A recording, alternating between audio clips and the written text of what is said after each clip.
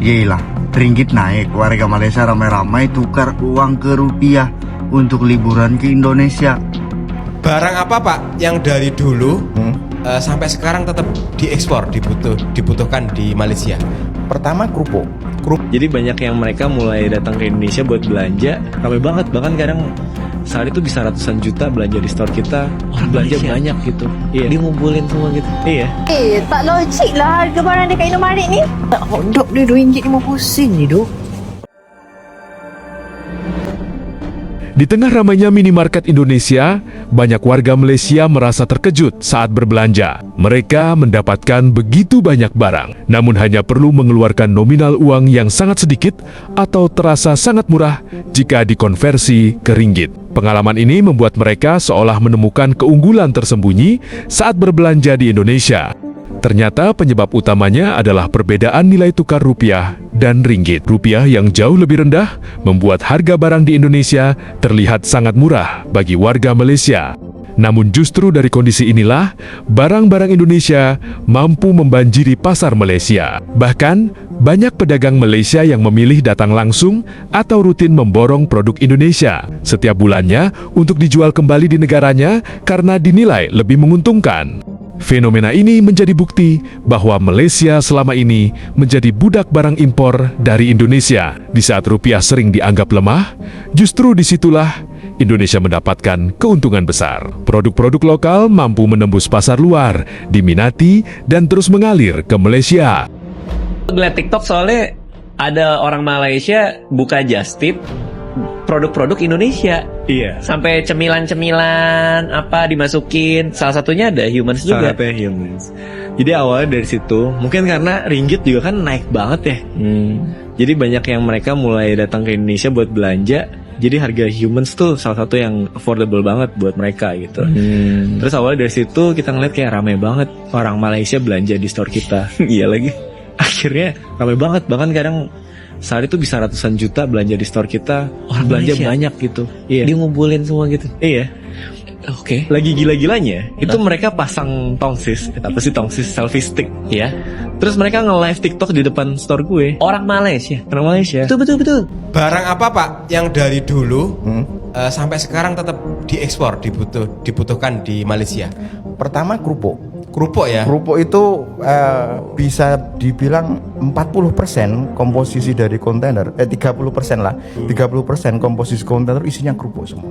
Kerupuk Palembang, kerupuk Uyel, kerupuk Kepang, kerupuk Cassandra, kerupuk Mawar, kerupuk tahu. Iya.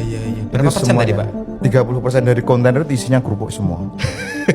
Mentah tapi ya? Mentah, kalau yang ini mentah. Tapi beberapa akhir-akhir ini kita pun juga ada UMKM dari Malang. Itu pun juga sudah ada yang digoreng, sudah ready. Terus di Rejo Tangan juga ada namanya kerupuk tahu mantap. Itu juga sudah digoreng. Sudah jadi gitu. Oke. Saya banyak mendapati komentar-komentar dari orang-orang brand ini ya, selalu kayak mengunggul-unggulkan mata uangnya, terus kemudian pendidikannya, bla bla bla bla bla. Tapi jangan lupa kalau kita ini hidup di antara dua dunia, ya, ada positif dan negatif, ada baik dan buruk. Jadi ya setidaknya kita balance aja lah, balancing gitu ya hidupnya.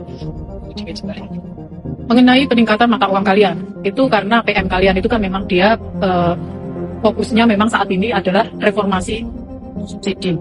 Okay? Memang difokuskan untuk salah satu reformasi penguatan mata uang.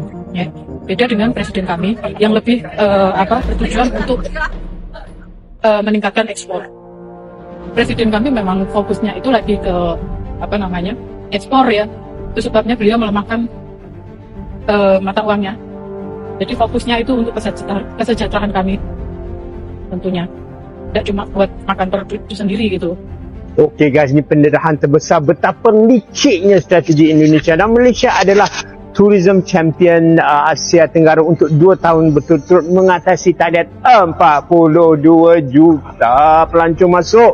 Menang dari Indonesia 4-0. Tahukah anda bahawa Presiden Indonesia Prabowo ada strategi untuk menurunkan rupiah supaya orang Malaysia membayar hutang? Indonesia. Sekarang nak bina ibu negara baru. Lepas tu dia juga jadikan anak saudara dia Deputy Governor Bank. Apa ni? Dan bukan itu saja, dia telah jadi ni member Azhar Foundation of Peace. Boleh bayar $1 bilion. Sebenarnya tuan-tuan dan puan-puan sekalian, Prabowo itu pandai.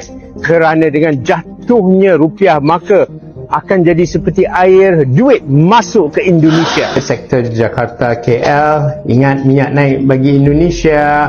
Garuda 2.7 juta 646 ringgit, emas RM938, dekat 50% harga bas lebih pada Garuda. Kadar keuntungannya naik sehingga 31 juta. Salah satu syarikat tourism yang terbesar di Malaysia. Bukan itu saja, margin dia daripada 1% ke 5% kerana apa? Lagi ramai turis keluar daripada Malaysia, keluar negara. Jadi ini strategi licik dia ya. Memanglah bila kita ke sana kita shopping, maka untung orang Indonesia. Saya pun tak sangka bila saya ke Indonesia naik Woods, rupanya bayar hutang dia orang kerana 53% daripada customer Woods adalah orang Malaysia. Saya pula, aku nak pergi Indonesia lah, peduli apa aku kurang. Tak logik lah harga barang dekat Indomaret ni. Bayangkan, saya beli 6 item dalam plastik ni, harga dia RM38,600 sahaja. Kalau hari tu saya convert duit daripada ringgit Malaysia ke Indonesia rupiah, RM10,000 tak sampai RM2.50 dalam RM2.40. Bayangkan kalau RM40,000 lah katakan. 2.5 darab dengan 4 dalam RM10, RM9 je. Ya Allah, dah lah ada coklat, ada air, minyak angin, fresh care, ada aiskrim, air mineral. Dah murah sangat ni. So tahu tak kenapa jadi macam ni? Jadi inilah kesan inflasi ke atas mata wang rupiah Indonesia.